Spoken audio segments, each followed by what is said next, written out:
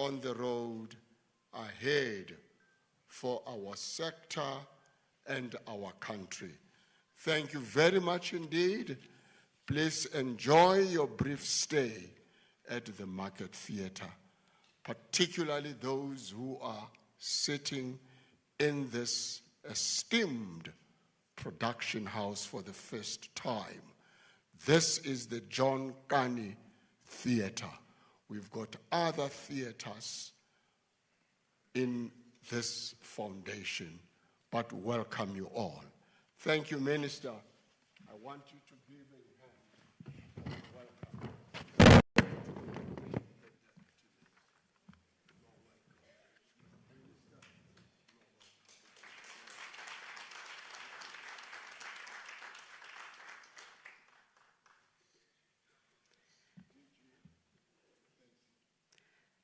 Thank you very much, Tatmulife, for such a warm welcome. I'm going to now call upon our Deputy Minister, Honorable Ms. Peace Mabe, to come and do her report. And then after that, I'm not going to come back. Minister will immediately come after her. Then I will come back after the Minister. DM.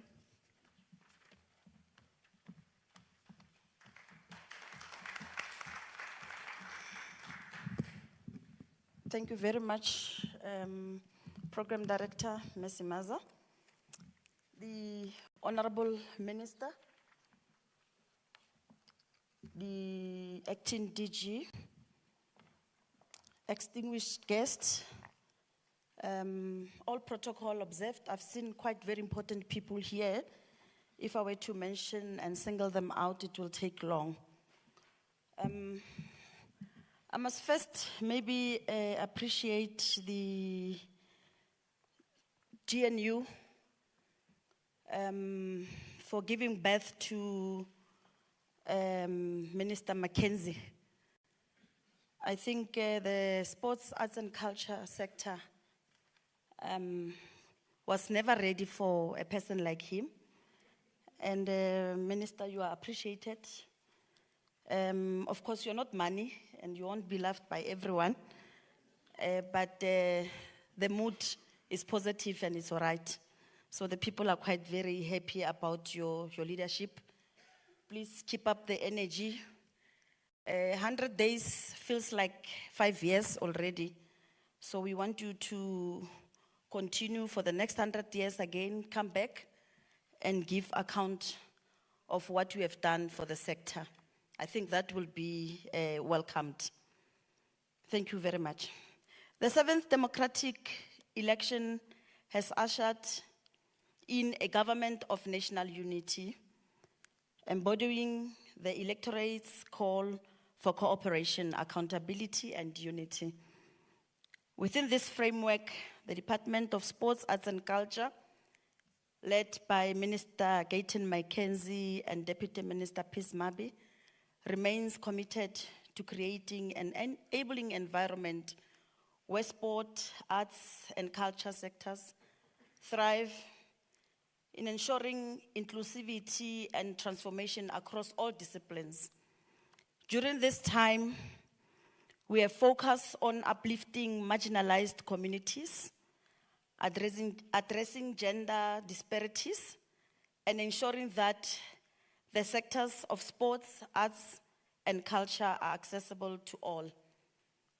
These accomplishments are a statement to the power of collaboration and the shared vision we hold for a better future for our nation.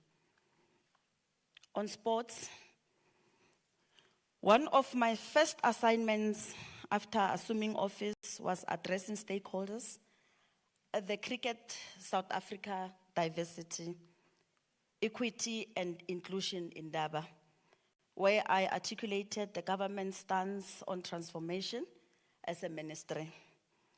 We view the transformation challenges in cricket as reflective of those across many of South Africa's sporting codes, specifically the critical issues of ensuring equal access for young people.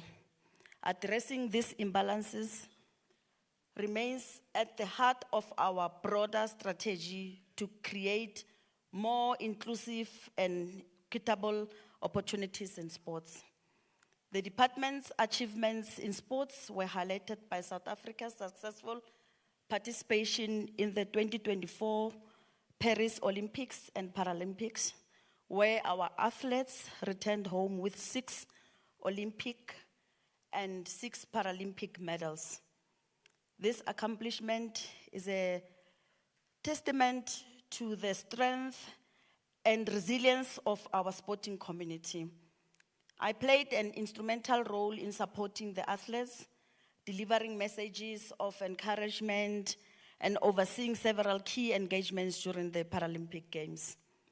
I was honored to be invited to deliver an address at the South African Sports Confederation and Olympic Committee annual general meeting, where I engaged with key stakeholders on the importance of strengthening collaboration and driving further transformation within the sporting community. These engagements reaffirm our ministry's commitment to ensuring that sport is a unifying force in South Africa's national development. In promoting a healthy lifestyle, I actively participated in various events, including the Nelson Mandela Foundation Walk, the 702 Walk, the Silent Walk, to raise awareness for the deaf community. And now recently, the Big Walk, which aligns with the National Development Plan's goals of promoting physical activity and healthy living. These events not only advance public health, but also foster social cohesion by bringing communities together through sport.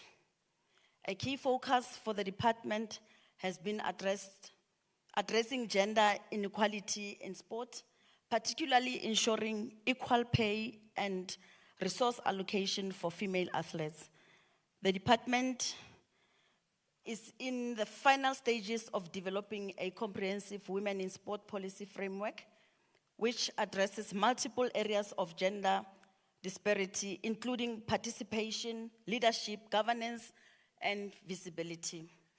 This policy aims to empower women and girls by breaking down barriers related to gender, race, disability, and geographical location. It is a comprehensive policy framework covering complex and interrelated issues and realities compared to other countries utilized for benchmarking, such as Sweden, Ireland, Canada, and Namibia. With the Department of Sports, Arts, and Culture as a policy owner, the roles, responsibilities, and key areas of collaboration to achieve meaningful gender transformation outcomes are captured so as to guide a robust agenda for collective action. I've also taken a hands-on approach to supporting women in boxing, an underrepresented yet highly promising sport code. This effort reflects the department's broader goal to uplifting the girl child and young women in sport by investing in their development and ensuring they have the tools needed to succeed. It must be stressed that the department will be launching renovation projects for community sporting facilities across the country for all participants, men and women, boys and girls. This effort aims to provide equal access to equality sports infrastructure, beginning in Limpopo province, where I will be overseeing the handover of upgraded facilities in Muleji and Lephalale. In the arts sector, I have led efforts to create an enabling environment for artists, particularly those in underserved communities. Underserved communities. The ministry has, over the past 100 days, engaged with key industry and key role players and stakeholders to discuss the challenges facing the creative industries and to identify opportunities for growth. One of the key outcomes of these discussions was the recognition that civic and multipurpose community centers can be transformed into hubs for artistic expression and economic activity. By providing artists with these spaces, the department aims to directly contribute to job creation and economic opportunities within the creative sector. On heritage, South Africa is a country rich in cultural and historical significance. The inscription of 2 new World Heritage Sites in July 2024 was a major achievement. The early modern human behavior sites, South Africa's 11th World Heritage Site, offers invaluable insights into the development of symbolic thought, technology, and complex cognitive abilities among early humans. These sites, dating back over 162 years, are not only archaeological treasures, but also a reminder of a shared humanity and ancestral roots. The Nelson Mandela Legacy Sites, inscribed as the Africa's 12th World Heritage Site, these locations commemorate the struggle for freedom and human rights, with a particular focus on the life and contributions of Nelson Mandela. This site is the first to be nominated from the African Liberation Heritage Program, aligning with the African Union's Vision 2063 and reaffirming South Africa's commitment to reconciliation, peace, and human dignity. I believe that I further demonstrated my commitment to preserving South Africa's rich cultural heritage by delivering a keynote address at the Oral History Conference in Ulundi, KwaZulu-Natal, in October. The conference, held under the theme, Forgotten Stories and Marginalized Experiences 30 years later, brought together experts to explore how oral history and digital technology can be harnessed to preserve the country's diverse and often overlooked narratives. In conjunction with this event, I participated in a national symbols and patriotism promotion ceremony at Senzanga Corner High School, reinforcing the importance of cultural pride amongst the youth. On public-private partnerships, as the ministry, we have prioritized fostering public-private partnerships to revitalize critical programs with the department and to create opportunities for greater participation in sports, arts and culture and heritage.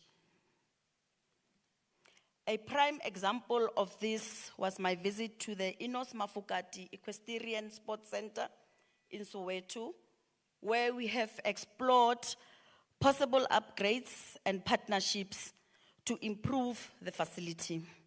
The center has the potential to open new doors for equestrian sports, which have historically lacked representation in South Africa's sporting landscape.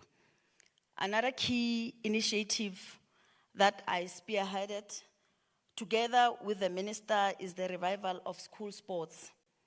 We have been unwavering in our goal to ensuring that every child in school is engaged in sport, the arts, or cultural activities.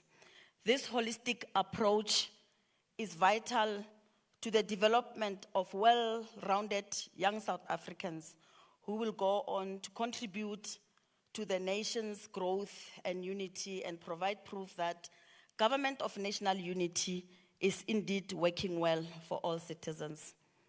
On social cohesion and nation building, as part of the department's mission to promote social cohesion and nation building, I have successfully led the Kufa Festival in the Free State this past weekend. This festival not only celebrated South Africa's cultural diversity, but also contributed to job creation by stimulating local economic activities in areas such as hospitality, small businesses, and cultural tourism. I've also supported several important initiatives that honor South Africa's living legends and promote its rich cultural heritage. This include the Fantuka Af project, where we paid a courtesy visit to Mama Abigail Kubeka and the Nkalankata Road to 25 Years project, which aims to preserve the legacy of music legend Mandoza. Additionally, I participated in the Mpondo Heritage Festival and the Deep Slot Carnival, both of which underscored the importance of celebrating and preserving the country's cultural heritage. On international engagements, I have in the past 100 days represented South Africa at several high-profile international events. At the International Film Week in Moscow, held in August, I delivered a keynote address focusing on the emergence of South Africa's cultural and creative industries as catalysts for job creation, social cohesion, and innovation. During the 2024 Paris Olympics and Paralympics, I led the South African delegation offering messages of support to the athletes and representing the country on an international stage. In Lusaka, Zambia, I was delegated by the minister to oversee the repatriation of the mortal remains of South African freedom fighters, ensuring they were returned with dignity and respect to be honored on home soil. Thank you very much.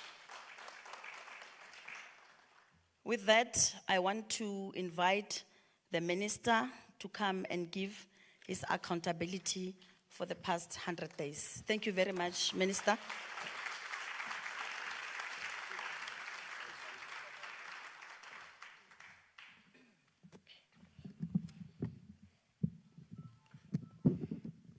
I was a very short person here.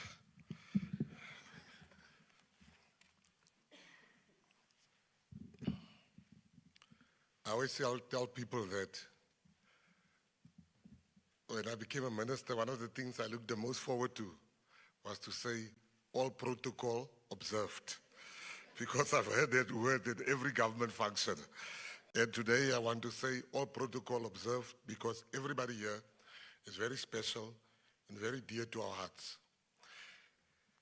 Before I start, I know the media has deadlines and some came here to come and hear, so let me get the uncomfortable out of the way before I go into the good work that we've done.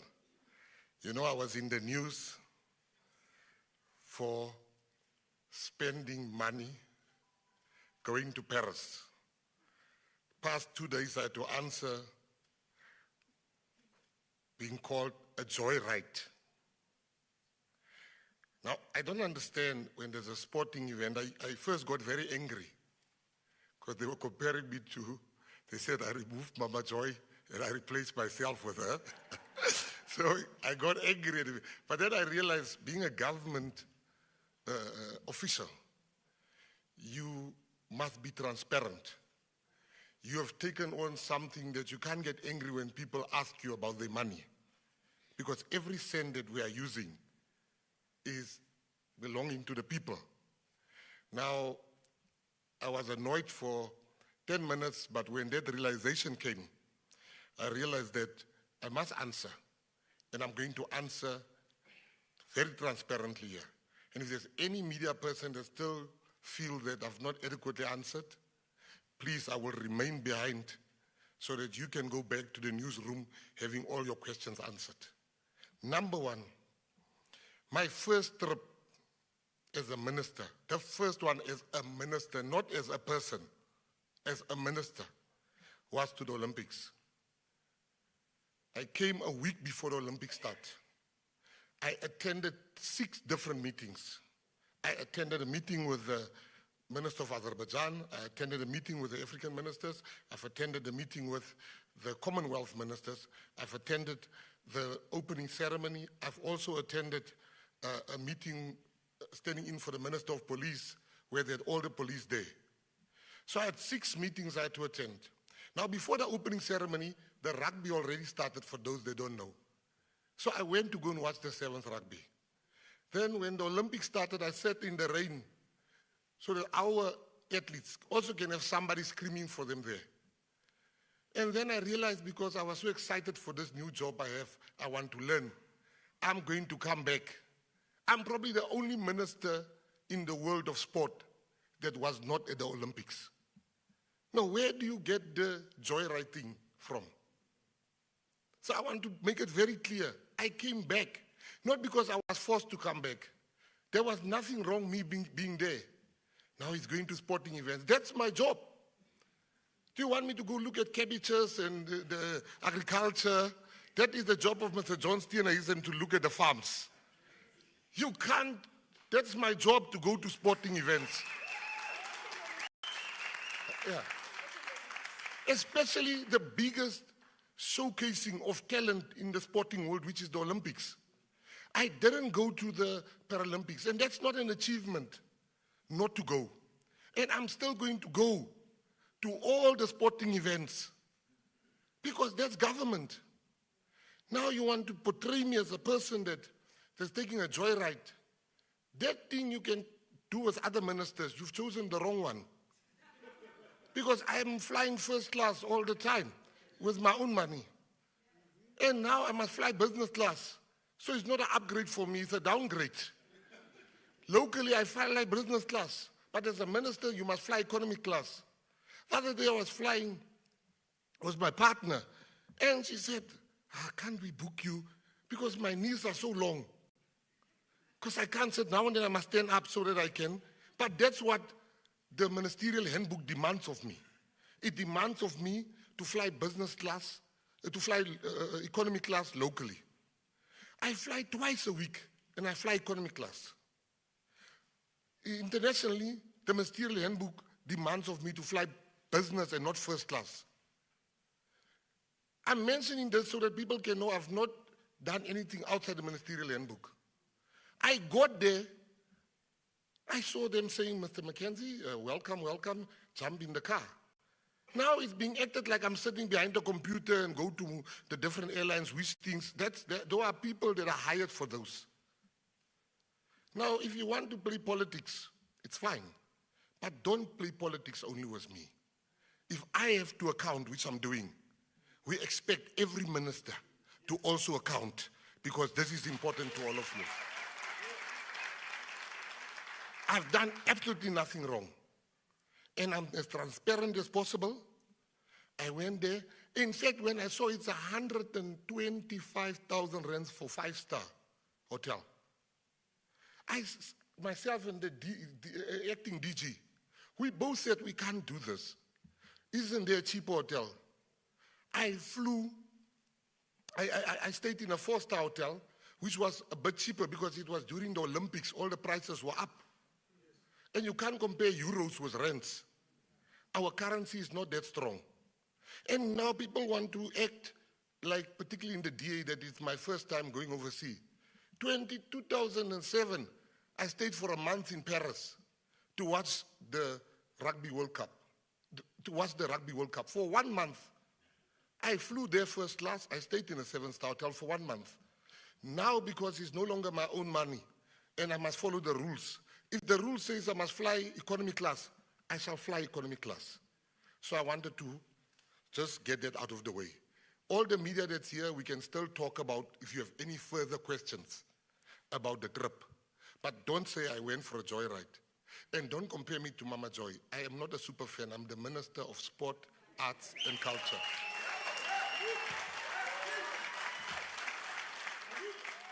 The second issue, which is also in the media at the moment, I just want to get those two out of the way, and then I come to the work I've done. The issue of the Springbok. They say the Springboks are being, the Springboks are being sold, all those things. I think I just want to bring context because I saw other political parties say I didn't even know about it. I was sleeping on the job. You see, hey, Floyd must come back. What I want to say, 3 months ago, SARU met with me and they presented the deal to me to say, this is what we want to do. We need money. There's no money in SA Rugby. Most rugby unions around the world and federations are experiencing a cash crisis. When I looked at the deal, I said to them, we will meet in 1 week. They came in 1 week.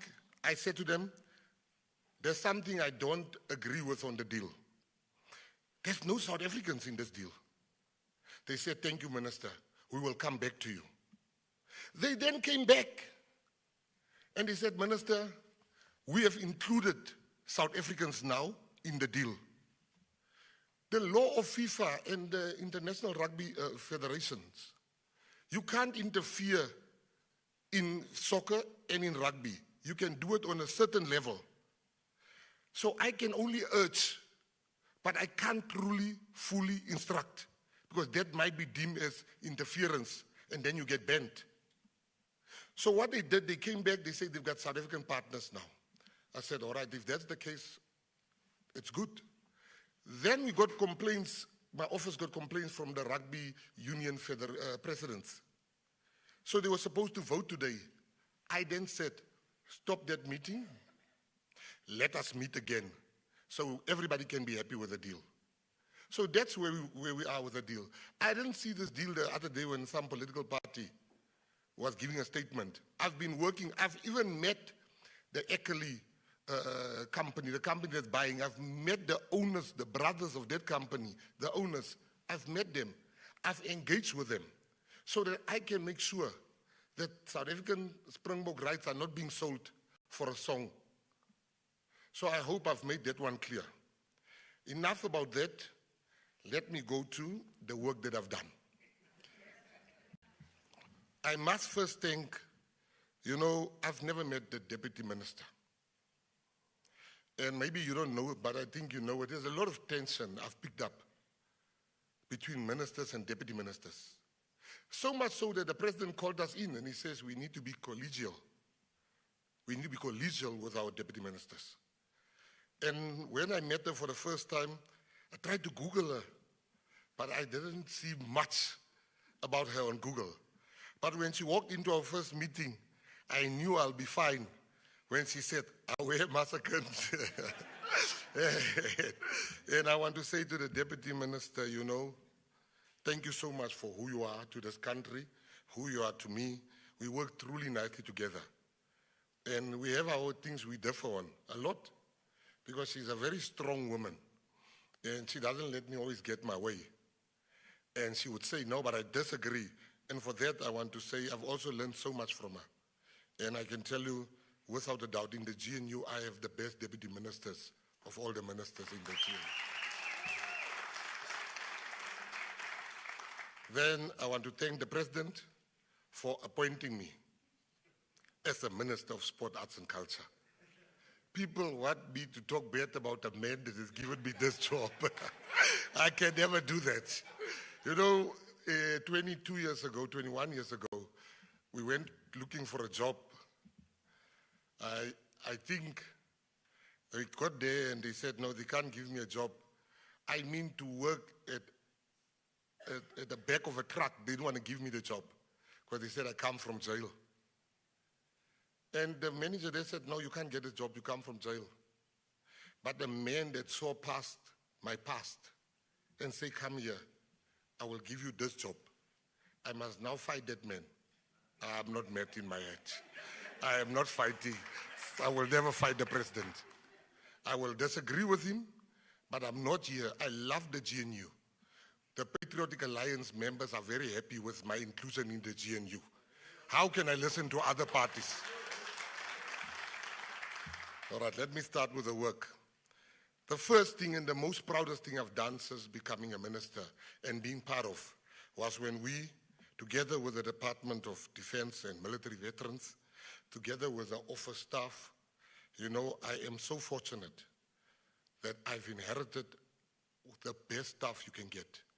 You know, usually you'll just hear people talk a lot of stuff about people, but these people working at DSEC, I can tell you without a doubt, I don't even want to change one of them because they are diligent, they are so happy, I allow them to do their work, and we are working very nicely together. These people is the reason why I've done my proudest thing, which is number one, we have brought back the remains of our heroes. Duma Nokwe, Basil February, Nemamu Posho, Tot Machikitsa, and all of them. They were in exile and they died in exile and they were buried in exile. We managed as a team, not as Mckenzie or as Mabe, as a team, interdepartmental. My team, I must say, worked day and night, flew between Zambia. You know, Mr. Ndima and them, they worked to get that. So I want to say that's the first thing and the most proudest thing I've been involved in.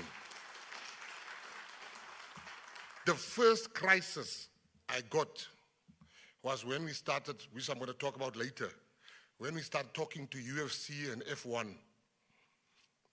and motorsport, FIA, we started just engagements. I got a media inquiry. That was my first crisis, was that Mr. Mckenzie, 12 countries are stuck for the FIBA basketball tournament in South Africa. The under-18 African Basketball Championship is in South Africa, and we are now being told it's being cancelled. I said, no, there's nothing being cancelled. I went back, I called SASCO, I called the Basketball Association, I called everybody to an urgent meeting within an hour after that call. And what I heard in that meeting was the worst news. They applied to host this tournament in South Africa. They didn't have sponsors, they didn't pay the venue, they didn't pay the hotel, didn't pay for the buses, they paid for nothing. When I asked them, what you gonna do? They're like, nothing. We must cancel. I said, excuse me, nothing. It can't be. This will be on South Africa's record. I called the team, I called the ADG, I called the whole team. We then made sure, I called the president of FIBA in Mozambique, myself. Luckily, I have met him at the Olympics. And he said something I'll never forget. He was very angry when I called him, but he cooled off. He says, Noel, I said, please give us a last chance, we'll fix it. He says, I believe you because you're a good man. I said, why do you say I'm a good man? He says, you walked into the room, you walked past a lot of people, but you came straight to me in Paris and you greeted me. What he didn't know was everybody was speaking French. And I look at the black guy in the corner. I thought, that is my guy. And I can tell you, the people literally didn't sleep. And we managed to host the basketball FIBA tournament under 18. And we saved South Africa from headlines. That was my first crisis. The second crisis I experienced was the National School of the Arts was about to close down. They couldn't pay salaries. They ran out of money. I was then told, you know, sometimes people will tell you stuff. They said, Minister, you can't intervene because it doesn't fall under you. I said, this is the GNU. We do things differently. I'm going to intervene. I saw there's arts. The arts is calling my name. I went to the school. I saw they turn around. They have no turnaround strategy. But these people are good people that ran into money. They couldn't even pay the salaries. I immediately, with the powers vested in me as the minister, told the ADG, go through the processes. Let's save the jobs. Let's save the teachers not from leaving. We then gave the school 2 million rands so that they can pay salaries and they can pay water and lights. But when I walked out, I saw the hostels where the girls are staying. I wouldn't even let my dog sleep in those places. I then went back and I said to them, we have to fix the hostels. Because we've got an infrastructure grant. As I'm speaking to you, the hostels are being fixed, and the girls are going to play in a proper place. The electricity problem we're also sorting out with the city of Johannesburg. The third crisis I got was, as you can see, I was just dealing with crises. The first, I said, I don't drink alcohol. Kenny Kunene, the deputy president of the P, says, every time I call you, you've got a crisis. You must just drink whiskey and then relax. So I'm very near getting that whiskey DP. The third crisis we got was the under 20, the youth championship in Peru. There was no money for the people to go to for the athletes to go to Peru. There was no money. They needed a 4 million rands to go to Peru. I tell you, I pick up the phone, I called a few corporates, and you know, SuperSport was the first one that said we will help, and SuperSport helped. I called the ADG said we must help. The deputy minister said, no, we have to help.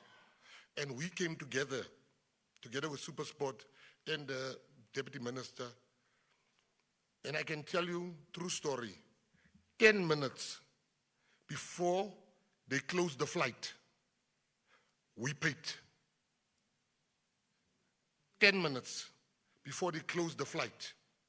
Now, if we didn't pay, let me tell you the repercussions of that. None of them would have gone to Peru. Today, the whole world knows we have the fastest under 20 100-meter athlete, the fastest under 20 200-meter athlete. We got gold medals, we got different medals, all because of the intervention of myself and the deputy minister. So, you know, the president will always speak about job creation. I was told at the office that some people said, Minister, we just come to say bye-bye because next week our contract is finishing. I said, bye-bye, where are you going?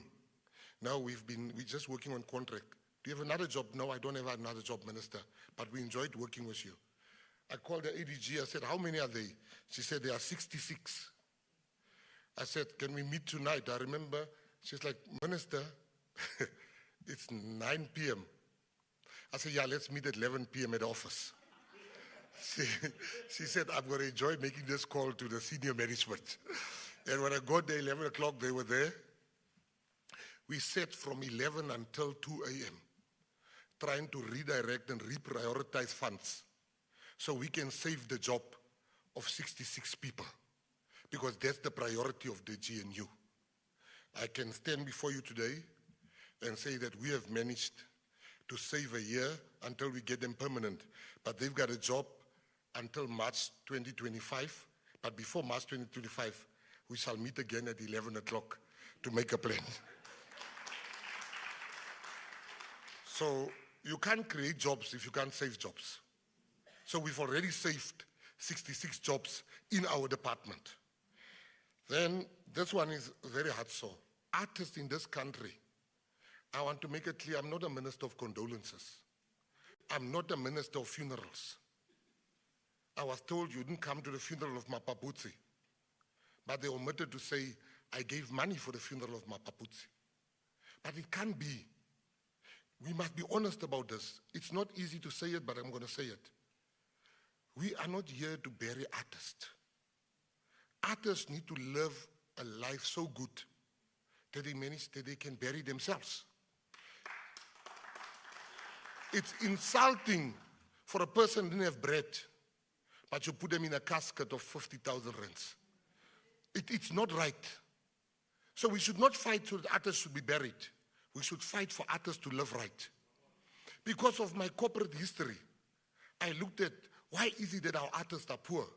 And I found 3 things. Number 1, artists are poor because they get exploited by their record labels. Number 2, artists are poor because the people representing artists can't even account for the money that we give them. Now, if you can't account for the money that we give you, how are you going to account to the people that you represent? If the Mureki, you can't give him the papers he wants. So there's a problem. We then called all of the artists. We realized that artists sometimes are good artists, but they may be, and creators, they're not good business people. You can't be everything in life. I'm a good business person, but I'm not a good artist. And sometimes they represent themselves in contracts and they get exploited. I then called a group of lawyers of the arts. I said, we are going to pay you as the government. You must look through every new contract every artist is going to sign in this country, so that you must make sure that artists don't get exploited. And artists will not pay for that service. The department will pay for that service. We then called the Boss Barat. In that Boss Barat that we called, we had frank discussions. We built up different sectors. And those sectors, we're going to pay for their officers. We're going to give them board fees. We are going to make sure that the sectors represent the artists. You can't have one person representing writers, filmmakers, crafters, choir music. Every sector should be represented by sectoral people that understand the problem. So we have a Boss Barat, and there are 72 sectors and subsector organizations, which I want to make clear, they will be getting money from us so that they can run and agitate for the better behavior from corporates, from government, and make sure artists get truly represented. And we cannot, as government, say we care about artists, but we don't want to recognize them as workers. I'm busy fighting so that artists, together with Minister Tao, so artists can be known as, they can be recognized as workers. The Copyright Amendment Bill, they want the president to sign it. But I went to go read it. I said, the president must not sign this thing in my mind. And I spoke to them. Because how do you sign something that says, and I speak from experience because I'm a writer. All the books I wrote, I own the copyright to it. If you want to use one sentence there, you're going to pay me. If you want to use a comma, you're going to pay me. And we are in big discussions with one of the biggest movie houses abroad. And we are negotiating on price because they talk to me, because I owe my work. In the Copyright Amendment Bill, there's a line that says free use. You can't have that, fair use. How do you have fair use? You don't go to McDonald's and say a burger is 80 rands, but I've got 40 rands, give me a burger because of fair use. So why must artists' music be used? So once we fix those little things, we'll come back and we will sign it. And we will make sure that when you die, you look at Shaka Zulu, Henry Kele, one of the best actors this country's ever produced. Shaka Zulu come from when we were young. Till today, they still play Shaka, but he gets nothing. Artists will be paid to be on a show. I remember there's this show called, there was what do you call it, where they make fun of people. What was it called? No, they make fun where Kenny Kunene was on. It was called The Roast. When they came for the roast to Kenny Kunene, they gave him back and they said, are you mad? Kenny said, this is what I want. They said, we can never pay you that because the other artists, if they see we pay you this much, they will also demand that from us. He says, I'm not going. After a year, they came back to him. They're like, all right, I'm paying you this amount. He says, no, a year had passed. I must put more. And they paid him the money. So I just want to say that's what we want to do. And then, today I want to tell you, I want to thank the SABC and SuperSport, MultiChoice. I want to thank them openly. Because the most important rugby game, I went to them. We fought. I think they were very irritated with me. I fought so that every South African can watch that rugby game. But I didn't only fight. I learned from SABC. I learned from SuperSport. I learned from them. And what I learned from them is that it is our responsibility of government to make sure that our people get to watch these games. We can't put it on them. We must put it on us. So what I've done, they were telling me all those things. I said, yeah, we will talk. Let's just show this one on Saturday. and I'll go back. And today I want us to give SABC and SuperSport a hand, because SuperSport graciously said, let South Africa watch the game. And we did watch the game. And I can assure you that we are doing our work in cabinet to make sure we make sport accessible and we pay what companies demand for their product. So that is something that is ongoing. I also want to say, you know, for me, I'm going to make you one example while I talk about SuperSport. We've got something big and you must encourage people to apply. We've joined forces with SuperSport, Athletics South Africa, South African School Athletics and Department of Basic Education in launching the Track Plus Field School Athletics Series starting in January next year. The School Athletics Series is open to all high schools throughout the country. The objective will be to crown the top athletics high schools in the country. Both boys and girls at under 15, 16, and 17 levels will participate. We want to go and find our athletes. And we have now joined forces with a corporate company that will help us. So the children must now get re-enter sports. And it's not just talk. We have signed an agreement with the Department of Basic Education. Sport, arts, and culture must get back to our school. Most of us here that's over the age of 40. Don't need to put up your hand. Most of us here, you have had school sport. I was a top athlete myself, believe it or not. And I was discovered at the school. So we've got the DSTV School Netball Challenge. We've got all these exciting things to get our children away from the street. I always say a kid in sport is a kid out of court.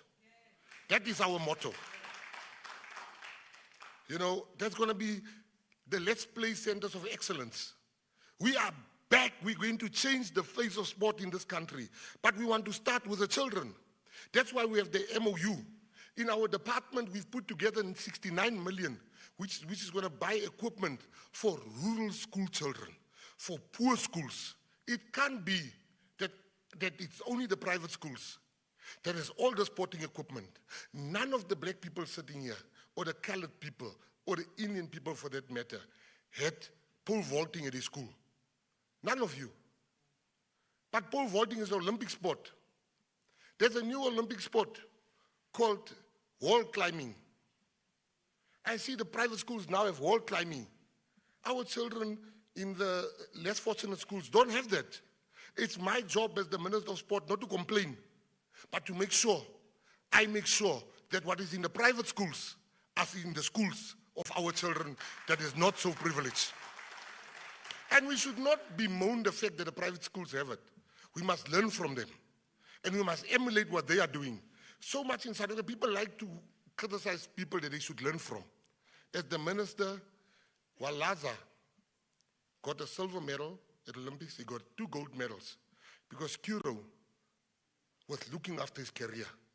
We need to go to Kuro and say, what you did with Walaza, do it for the child in Mitchell's Plain, for the child in Guguletu, for the child in Protea Glen. That's what we want to do.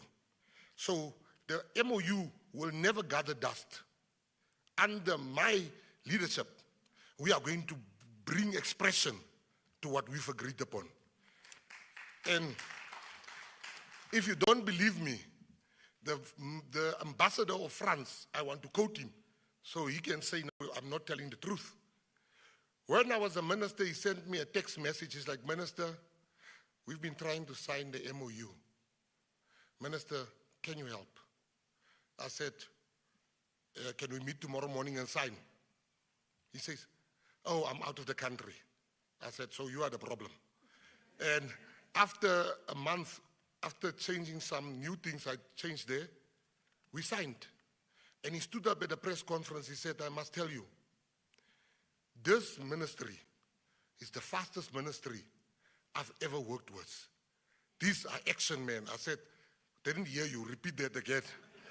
So that is what we're going to do with the same thing. Then, you know, government, we must listen to people.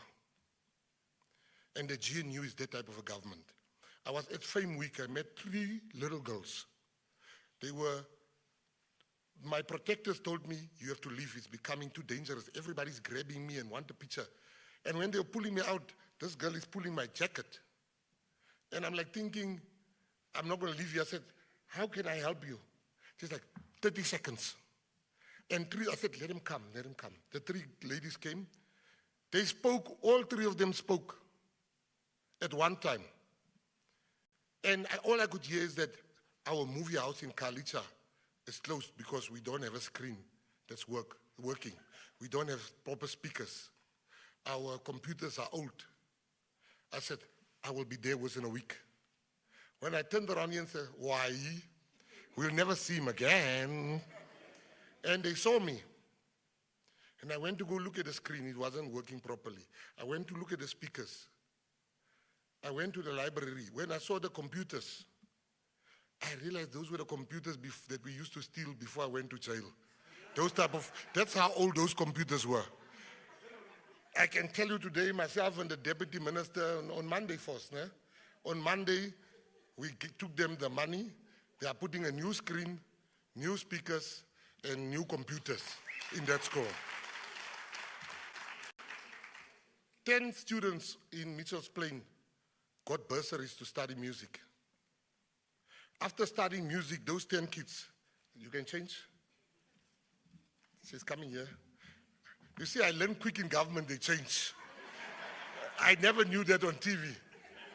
So I'm thinking these people, the esteemed people, when they go to the gym, they must do this training because the whole time. So,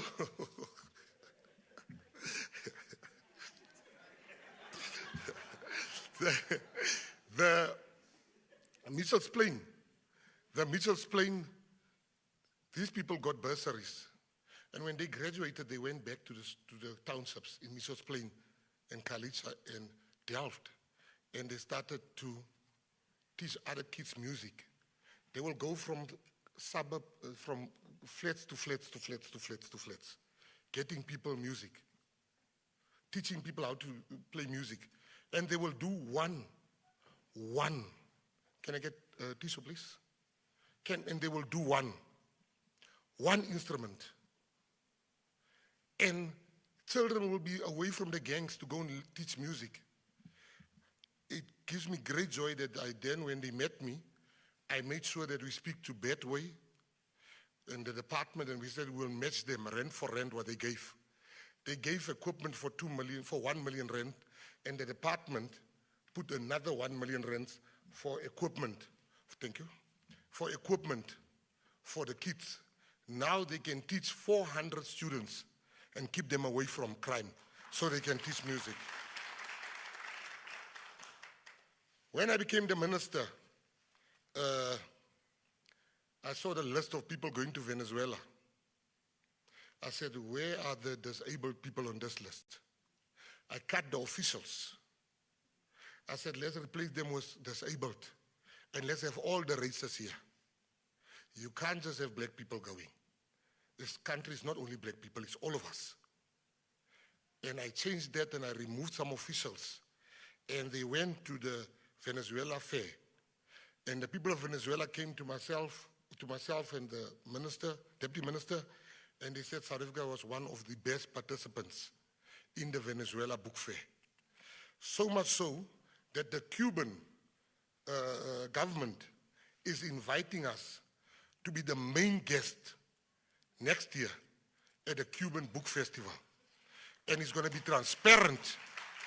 We are going to have everybody that wants to go with the government to Cuba, they must apply. So we do things a bit differently and more transparently. I have shown people that you have nothing to hide. So very soon look out for the authors that want to go and showcase in Cuba. The government will pay for this. Thank you very much. We have seen boxing.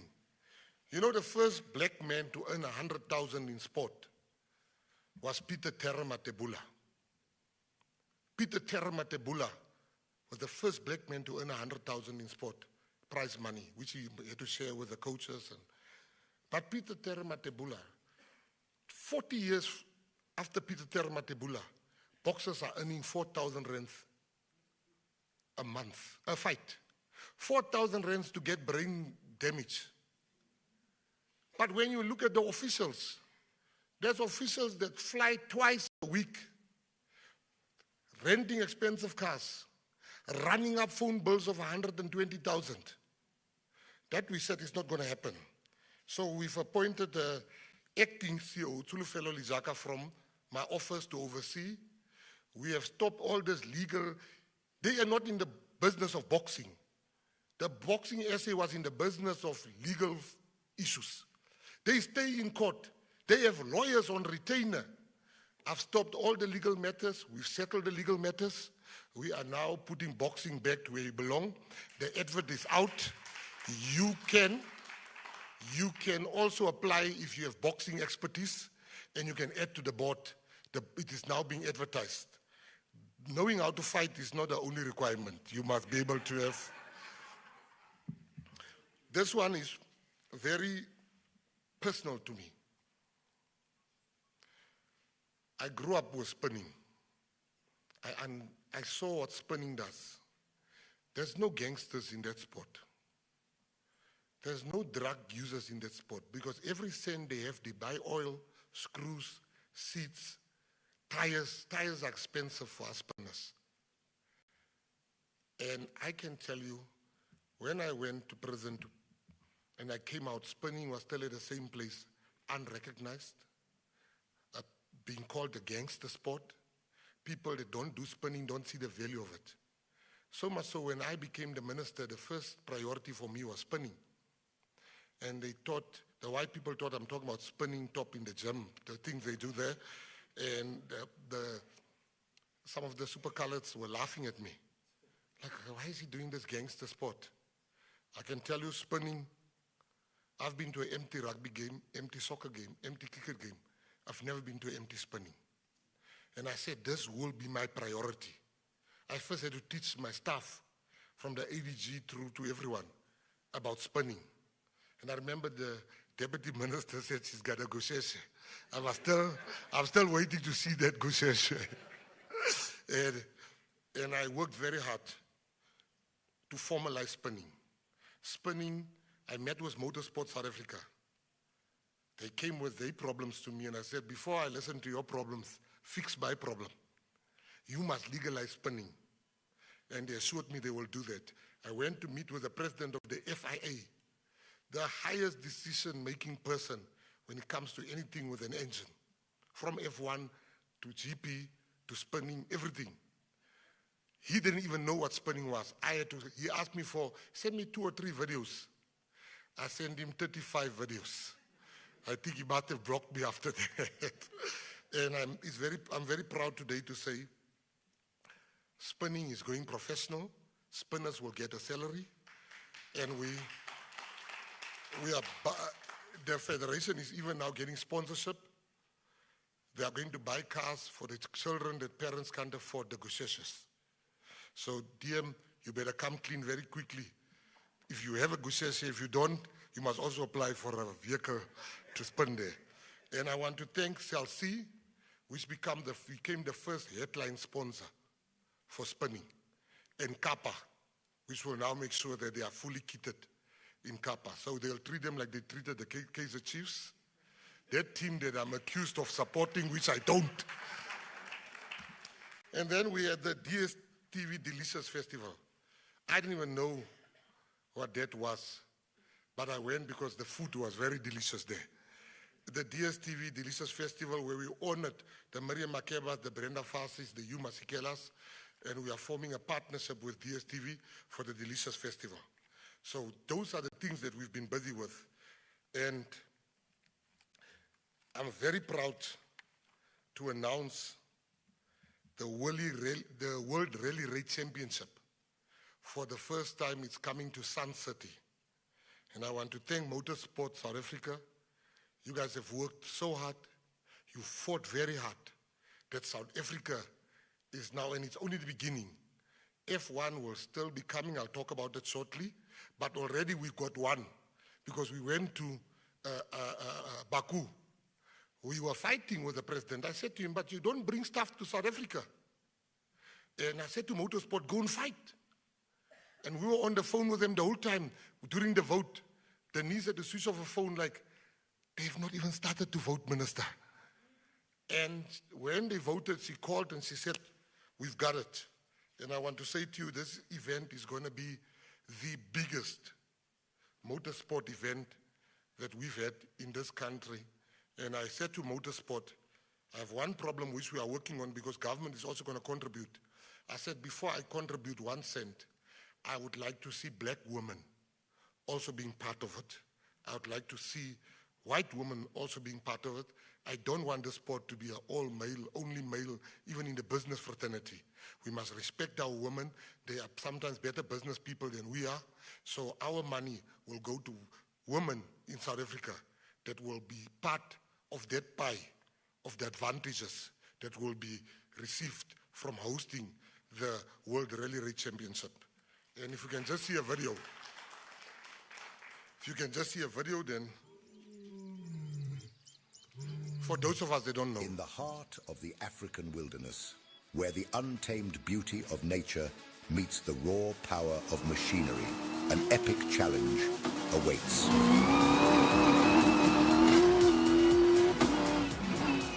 The South African Safari Rally, May 2025. For the first time, the prestigious World Rally Raid Championship comes to Southern Africa.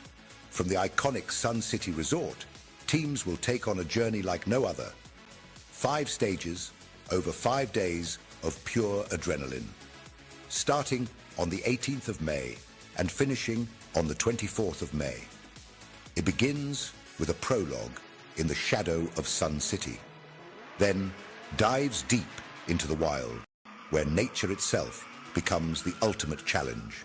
The teams will battle through the stunning yet unforgiving landscapes of South Africa's Limpopo and Northwest provinces. Varied terrain ranging from open bushveld to river crossings and mountain ranges will test man and machine to their limits. The race will reach its climax on the 24th of May with a high adrenaline power stage designed for the ultimate display of skill and tenacity. This is not just a race, it's an adventure across one of the world's most awe-inspiring landscapes, with Africa's majestic Big Five as spectators and its rugged terrain as the ultimate test. This is the 2025 World Rally Raid Championship. This is Africa. Now, those are the nice things we are bringing to South Africa.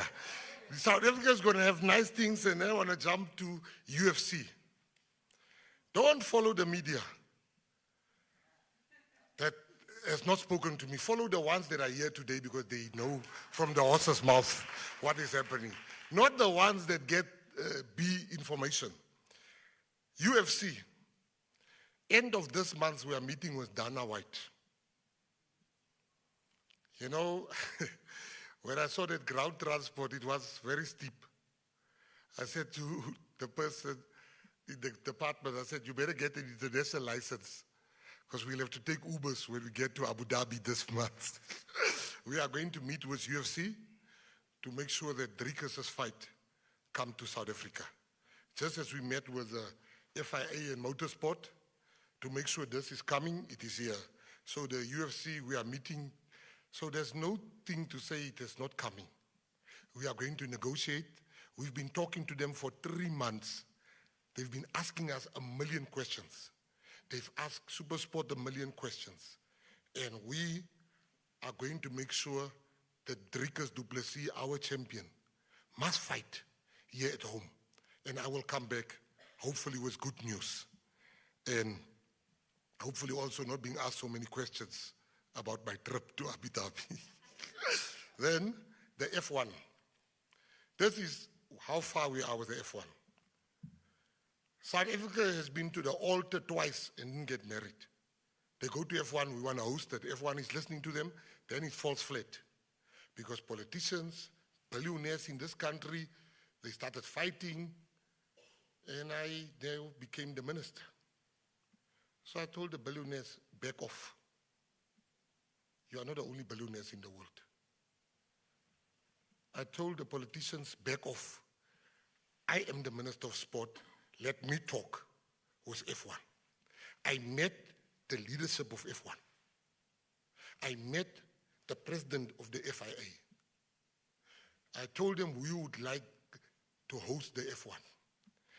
They said they need certain letters within the next 30 days. Within 8 hours after my meeting with them, they received the letters that they asked me to give them within 30 days. They called me back to say, we've never seen this. We got what we needed from you within 8 hours. I said, sorry, within 10 hours. I said, no, sorry, it was 8 hours. So I want to thank my staff for getting all of that ready. What is happening now, we are meeting at the end of November. End of November, they're going to give us a list, and we need to pay certain things. There are 2 banks in South Africa that wants to get involved. There are companies that want to get involved. So the issue is not money. But where I am sitting, I look at the 2026, but more 2027 calendar. We are not the only country wanting it. Morocco wants it, Rwanda wants it, but they're very hilly, and they don't have a track yet.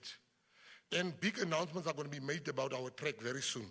So that's also coming. Then we are starting a very exciting thing. The last 3 things is Project 300. It cannot be, this is the example I always make people with my son. My son went to run, and the principal came to me when he was 10 years old. He said, Mr. Mckenzie, you do know that your son is probably one of the fastest 10-year-olds in the country. I said, it can't be. He says, I'm telling you. When he was 11, he says, can you see? We timed him. I said, no, let me get him a coach. Start spending money on him, buy him treadmills, get everything. At the age of 12, we were at my family in Menenberg. And they started running with other kids in the street. An 11-year-old child, my son was 12, outran my son like my son was standing still. So people usually that goes to the Olympics respectfully said, am I the types of my son that has the money, the equipment, and all the help? But that 11-year-old is not going. So we're starting Project 300 to make sure that we are funding every child that has a promise. We make sure they get a salary, a stipend. We make sure they get good nutrition. We make sure that they get mental help. We make sure that they get the best coaching. Because in 2028, we are taking 300 athletes to the Olympics in Los Angeles. We can't just take 100 and something. We are also busy with the music policy and strategy document. We are also busy fixing Maskandi. Maskandi is being followed by a lot of people in this country. But Maskandi is being treated, even by our own radio stations, as some music that must only be played on Heritage Day. It can't be. My yogurt was a big hit when we put him on the DSTV Delicious stage. And I can assure you that Maskandi, Guma, all the music that's not been taken serious, we have budgeted money to make sure that all different genres take their rightful place. The same with sport. Msinga, all the traditional sports, we are making sure. Next month, I'm going to Limpopo to go and attend the Msinga Festival. Boxing, is that boxing? Because we didn't send one boxer to the Olympics, amateur boxer. I'm going to Msinga to go and look for amateur boxers so that we can make sure we send them to the Olympics. Hip-hop, the same. Museums are outdated in this country. Our museums are old, uninteresting, boring. It's like a graveyard. Our museums need a total upgrade. And we are working hard to infuse tech, latest technology, in our museums so that we can attract young people to come to the museums. We are also going to make sure we modernize all our museums. All the museums. Our libraries, we are also in the process of making sure that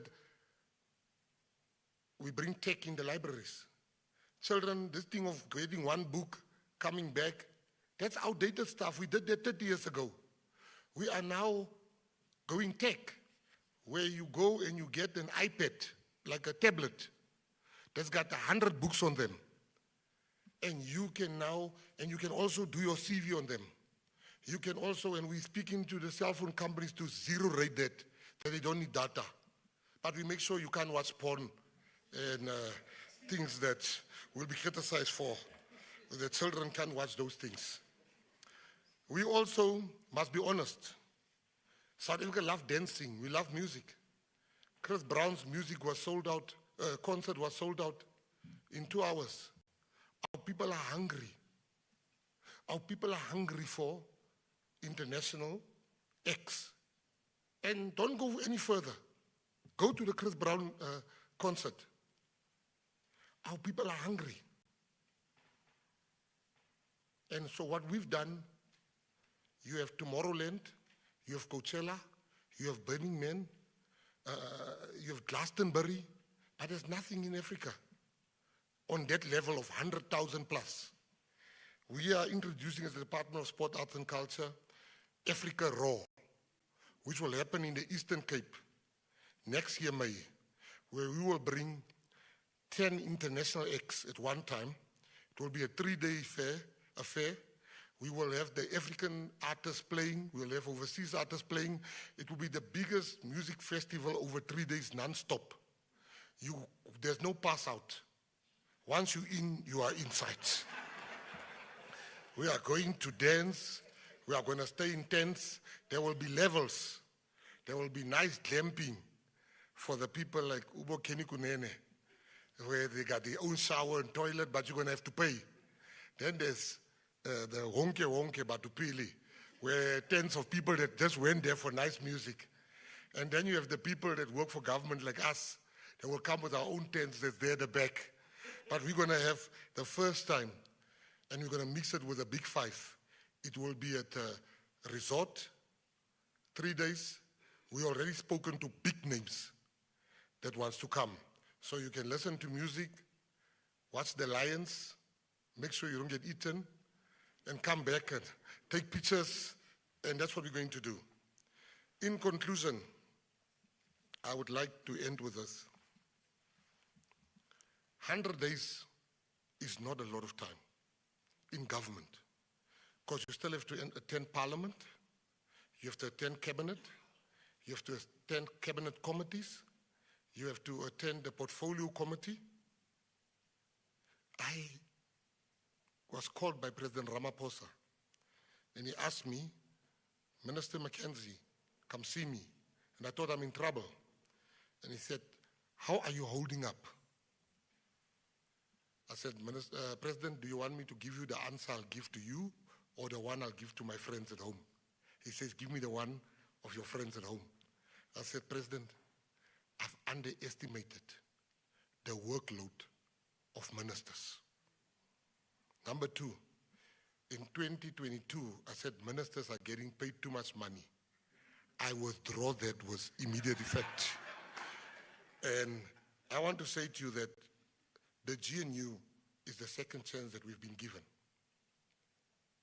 Do not underestimate what the voters has given us as government. We work very nicely together. You know, John Steenhuisen and myself used to insult each other every election. And we're still going to insult each other. But I remember I was wearing a T-shirt and I passed one of his rallies and he said, there goes that green gangster. And we used to insult each other. Last week on Wednesday, the president was busy speaking in cabinet. He was seated next to me. And I see this man is busy under the table. And I get annoyed, like, what are you busy with? And when I put my head back, I saw he's eating biltong. And I said,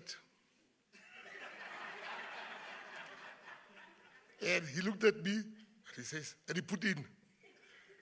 And before I ate, for reasons I'm not going to mention here, I wanted him to eat first. And when he ate, I ate, and I think I finished 60% of the biltong. He took 40%. I said, hey, come Nandi to be the Minister of Agriculture. So I want to assure South Africans that the GNU is working. It is, the president went to the USA. He was oversubscribed with meetings. The deputy president went to the UK. He was oversubscribed with meetings. And to everybody that's here, we are going to make sure that South Africa becomes one of the best countries again, and we take our rightful place in. And the ones that say the GNU is not working, they are already divorced and fighting, while we are still intact. We are going to build, and I want to thank my deputy minister, I want to thank the president for finding me worthy, and this is what I've managed to do in 30 days, in 100 days, and watch our next year. We are in fire. Thank you for coming. May God bless you.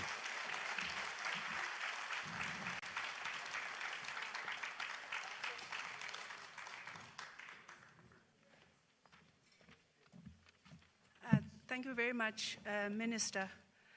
I think your 100 days does feel like 30 days with the energy that you have.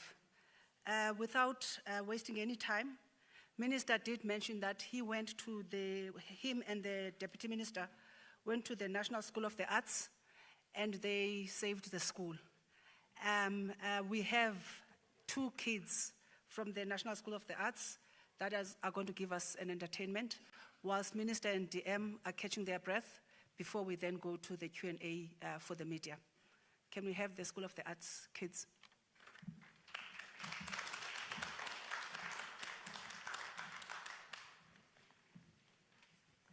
Good afternoon, everyone. My name is Kehomoditswe Mabunda. I'm the head girl at the NSA, and this is Betu. Please enjoy.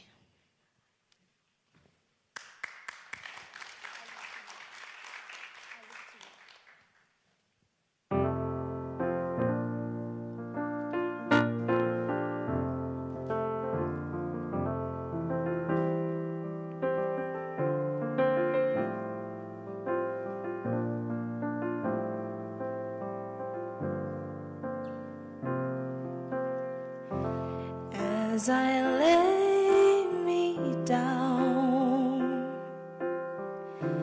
heaven hear me now. I'm lost without